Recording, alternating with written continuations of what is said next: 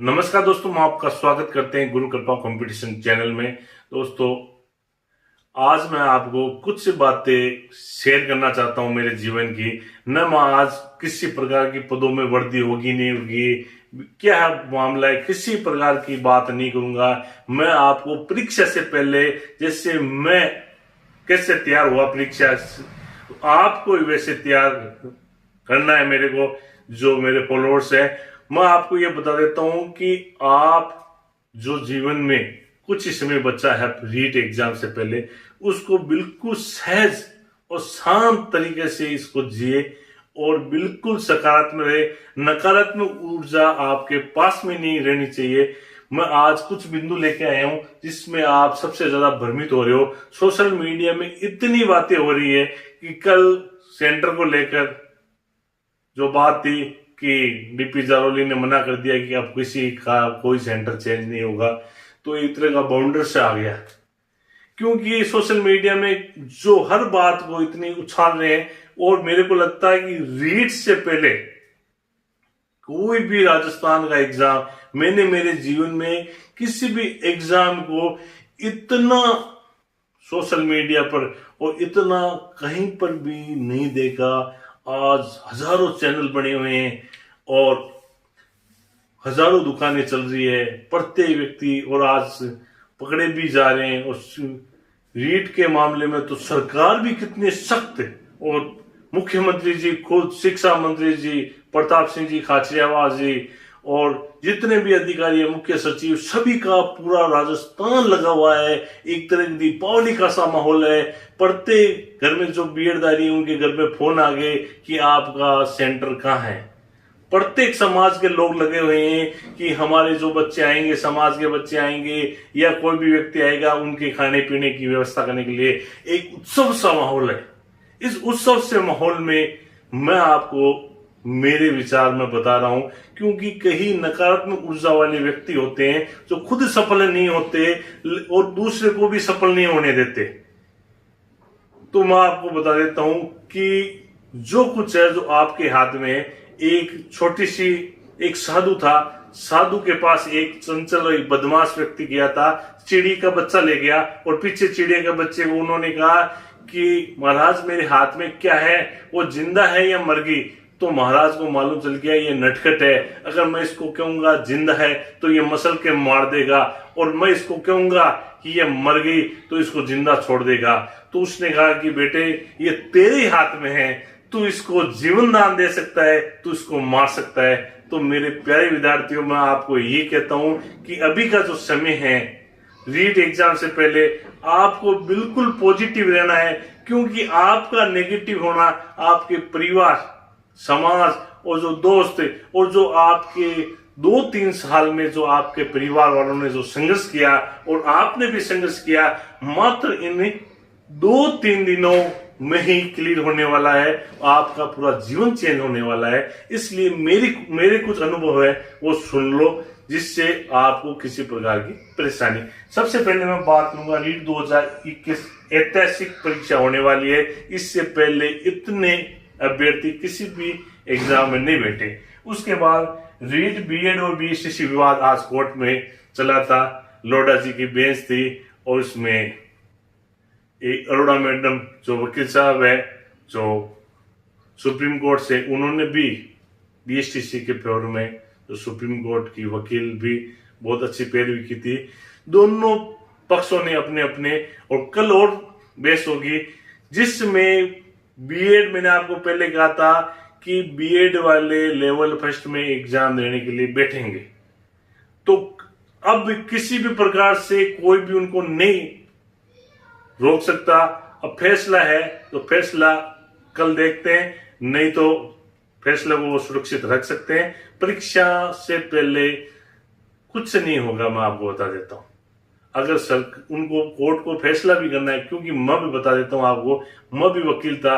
अब कई व्यक्ति कह रहे हैं कि वो स्टे लेने वाले थे। स्टे कहते किसको है?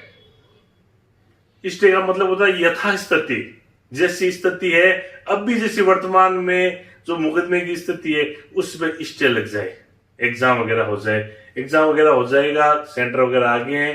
राजस्थान सरकार बिल्कुल बीएसटीसी के फेवर में वगैरह लड़ रही है, और जिसमें एविडेंस में मजबूती होगी, और बीएड वाले भी कर रहे हैं संघर्ष, जो फैसला होगा वो हो जाएगा। वो फैसला की बात मैं अभी नहीं करूंगा किसके फेवर में होगा। मेरे को बीएड और बीएसटीसी विवाद से मैं किसी का भी फेवर नहीं लेता, मैंने आपको पहले दिन ही बता दिया। मैं उन विद्यार्थियों का फेवर ले रहा हूं जो संघर्ष कर रहे हैं, और परीक्षा से पहले हजारों चैनल वाले और कई चैनल वाले उनको भ्रमित कर रहे हैं कि आज ऐसी पैरवी हो गई है, आज वो हो गई। अरे वहां आप थे क्या? पैरवी हो गई, फिल्मों जैसा थोड़ी होता है। वहां सिर्फ और सिर्फ कोर्ट में एविडेंस पेश किया जाता है, फैक्ट और तथ्यों के आधार पर पेश की जाती है, फिल्मों जैसी वहां नहीं होता है। इसलिए आप इस जो मुद्दा है बीएड और बीएसटीसी विवाद को, मैं कहता हूं परीक्षा तक आप किसी प्रकार की कोई भी इस मुद्दे को मत लो। जो फैसला आएगा वो तथ्यों एविडेंस के आधार आ जाएगा, जो भारत के कई राज्यों में आया है वो ही आएगा। इसलिए इस विवाद को मत बढ़ाओ, एक बार आप एग्जाम दे लो, उसके बाद मैं आपको किसी भी प्रकार से आपको अगर पूछना है तो मैं मेरे मोबाइल नंबर दे दूंगा, उस मोबाइल नंबर पर आप किसी प्रकार से पूछ सकते हो, या आपके कोई भी वकील है या कोई भी कोर्ट से संबंधित किसी को आप पूछ सकते हो। ऐसी फेंकालॉजी नहीं चलती वहां कोर्टों में, वहां पर एविडेंस के आधार पर ही फैसले होते हैं। जो रूलिंग पेश की जाती है अन्य अन्य राज्यों की, उन रूलिंगों के आधार पर जो मजिस्ट्रेट होता है प्रत्येक बिंदु पर वो सोचकर उसके बाद फैसला होता है। तो इसलिए ज्यादा टेंशन लेने की जरूरत नहीं है। मैं ये कह देता हूं कि बीएड और बीएसटीसी जो विवाद है परीक्षा तक आपको किसी प्रकार का परेशान नहीं करेगा, इसलिए आप परीक्षा दे लो पहले। अब रीट, नकल व पेपर आउट हीरो। रीट में जो नकल को लेकर कई जो नेगेटिव विचारधारा है और कई पॉजिटिव वाले भी बोल सकता हूं मैं, क्योंकि मैं ये नहीं कह सकता कि नकल गिरो हर परीक्षा में होता है। एसआई परीक्षा में भी हुआ है, पुस्तकालय में भी हुआ है, सभी में कई एग्जामों में हुआ है। लेकिन इस एग्जाम में सरकार ने इतनी तैयारी की, इससे ज्यादा तैयारी मैं नहीं मान सकता कोई भी गवर्नमेंट कर सकती है क्या। अब 31,000 पद है, 31,000 पद में अगर किसी प्रकार से आप तो पॉजिटिव रहो, अगर आपके पास किसी प्रकार से, मैंने आपको बताया है कि बोर्ड ने खुद ने कहा है कि कोई व्यक्ति पकड़ा गया तो रीट एग्जाम में वो जिंदगी में नहीं बैठ सकता। डीपी जारोली जी ने ये आपने को प्रेस नोट भी इन्होंने निकाल दिया।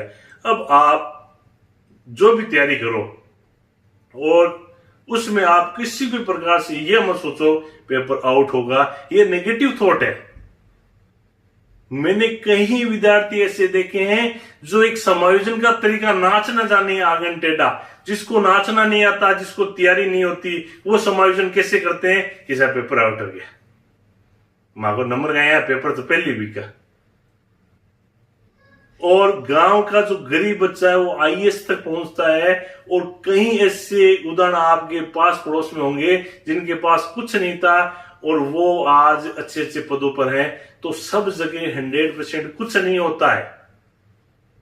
तो इसलिए आप इन बातों पर ध्यान नहीं दे प्लीज, मेरा कहना यह है परीक्षा से पहले मेरी सफलता में ये, क्योंकि हर एग्जाम में आपको मालूम है कि कुछ असामाजिक तत्व इनको फैलाते हैं और ऐसे गिरोह भी हैं। ऐसी बात मैं ये नहीं कहता कि बिल्कुल सत्यता है, राजा हरिश्चंद्र जैसा माहौल है जहां पर हर जगह आदमी व्यक्ति ईमानदार है, ये भी मैं नहीं कहता। लेकिन आपके और हमारे हाथ में कुछ नहीं है, आपके और हमारे हाथ में यही है जो हमारी तैयारी है, उस तैयारी को हम साथ जो भी 26 सितंबर तक उसका अच्छा पॉजिटिव माहौल बनाकर सकारात्मक ऊर्जा के साथ वहां जाकर अपन शानदार तरीके से पेपर देकर अपना 100% दे दें। बाकी होना ऊपर वाले का हाथ है, और भगवान के जो भी आपके इष्ट देव हैं उनको आप प्रसाद चढ़ाओ, उनके हाथ जोड़ो, और कोई भी अगर आप उनको प्रसादी बोलना चाहते हो तो प्रसादी भी बोल दो। किसी भी प्रकार से ये हिंदुस्तान का व्यक्ति सुखी रहता है, इसलिए रहता है क्योंकि वो उनका आध्यात्मिक भाव इतना अच्छा है कि वो हर कोई भी कार्य करता है वो भगवान के भरोसे करता है। चाहे आप तेजा जी को मानते हो, चाहे रामदेव जी को मानते हो, चाहे बालाजी को मानते हो, चाहे किसी को मानते हो, आप अपने इष्ट देव को कह दो कि मैंने तो मेरा 100% दे दिया, अब आप जाने, आपका काम जाने। सबसे अच्छा समायोजन का तरीका है। और उसके बाद सेंटर को लेकर तो क्लियर हो गया होगा कि सेंटर में किसी प्रकार का कोई चेंज नहीं हुआ। कईयों का सेंटर तो पास में आ गया है, और कहीं माताओं और कहीं मातृ शक्तियों का जो सेंटर है बहुत दूर दूर आया है। मेरे को भी बहुत दुख हुआ है, लेकिन आपको मालूम है कि 44,000 ऐसे फार्म थे जिन्होंने डबल भरे, कईयों ने 10-10 फार्म भरे। पहले तो सरकार चाह रही थी उनको। जयपुर में कईयों के सेंटर चेंज भी हुए, ऐसी बात नहीं है चेंज नहीं हुए, लेकिन अब सेंटर का कोई विवाद नहीं होना चाहिए माइंड में, क्यों। और आपको समय से पहले जाना है सेंटर पे, और जो पेन वगैरह है वो पारदर्शी होना चाहिए। पानी की बोतल ले जाए, पारदर्शी होनी चाहिए, और किसी प्रकार की आपकी गोली वगैरह जो भी आपका सिर दर्द कर रहा है तो वो ले ले, और बिल्कुल शांत स्वभाव से जाए। किसी से बीच में झगड़ा मत करे। कोई आपको कुछ भी कहेगा कि साहब पेपर आउट हो गया है या ऐसा हो गया है, कुछ नहीं होगा। आप सिर्फ हंसते पॉजिटिव भगवान पर छोड़ दो।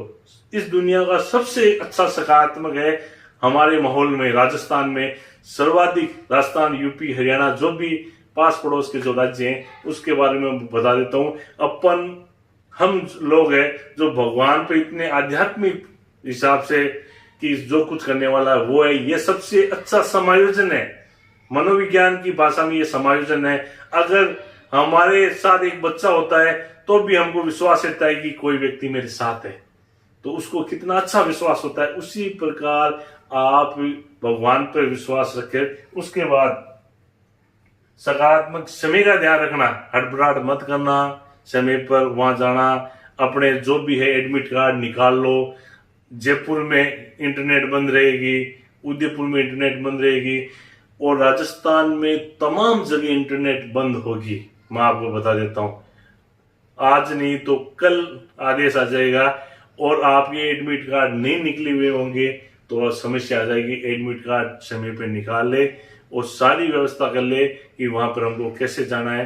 थोड़ा बहुत दुख भी अगर मिलता है, परेशानी मिलता है तो झेल लीजिए, क्योंकि और सेंटर दूर दूर आए तो मैं आपको सेंटर के बारे में भी बता देता हूं कि एक व्यक्ति तो सऊदी जा रहा है कमाने के लिए, दूर दूर जा रहा है। कई व्यक्ति जो इंडियन लेवल की पोस्टें होती है जिसमें व्यक्ति अपना जिला, तहसील, कईयों को तो पूरा पूरा स्टेट भी नसीब नहीं होता है जिंदगी भर ही।